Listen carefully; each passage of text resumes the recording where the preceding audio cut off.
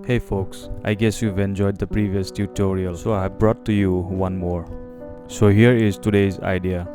First we draw the frame, then we draw the horizon line somewhere over there. Then we have the mountains towards the horizon, which will be pretty weak in values. We have shrubs, trees and bushes, which we will paint in triangular shapes. We have some cars and other vehicles on the street. We have to pull some reflections for the cars and the brake lights. We also have some tall palm trees which help create depth in the picture and also show it's a windy weather. I know it sounds a little too much, but trust me, it's not that tough. It's actually very easy. So we'll start off with the frame because without it we are not going anywhere. Then we have the horizon line and over that we have the mountains. The bushes and shrubs and trees that I talked about will be in a triangular shape. But we will extend those triangular shapes when we get the perspective lines, which I'll show you in a minute. In the middle of the horizon line, we take a point from where we pull straight lines towards us.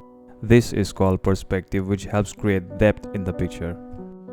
Now when we have the perspective lines, we can extend the bush, shrubs or whatever to actually connect the background to the foreground. Now it's time to draw the cars. But if you're having trouble sketching cars, click on the I button up here and learn how it's done. I have a dedicated video on how to paint cars with just shapes. Whatever pressure you want to take, you can take in this sketching part. Till then you put your brush on paper, you have to be absolutely confident. Like how to paint the cars, how to paint the sky, what color theme, warm, cold, so on and so forth. For the palm trees, we are drawing some circles so that we can place them correctly from bigger to smaller.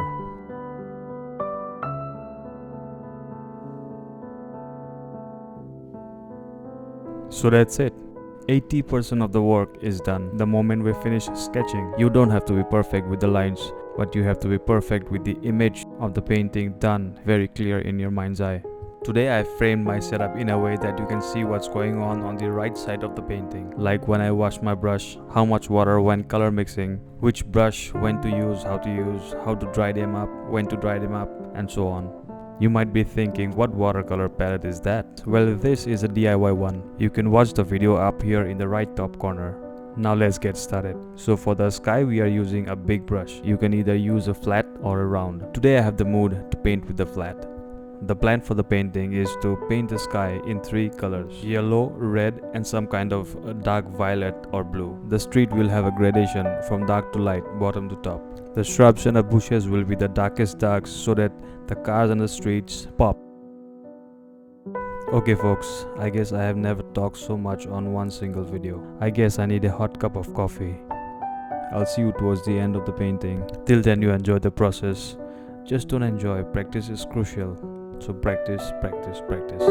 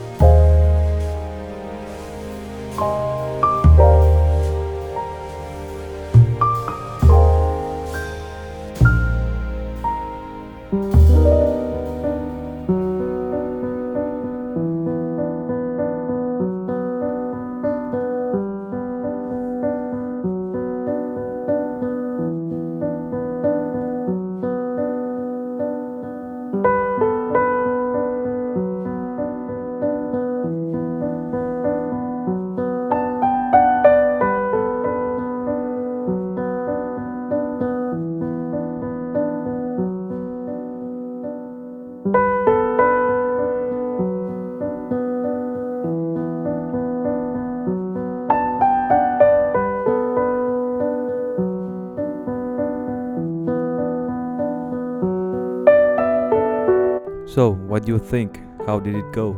I had a great time painting this. Hope you have enjoyed it too. This last step is a personal touch, so if you want, you can do it, or else let go. This is something my soul asks for whenever I paint. Okay guys, I'll see you in the next one. Don't forget to like, subscribe, and type down your thoughts in the comment section below. Here is the final reveal.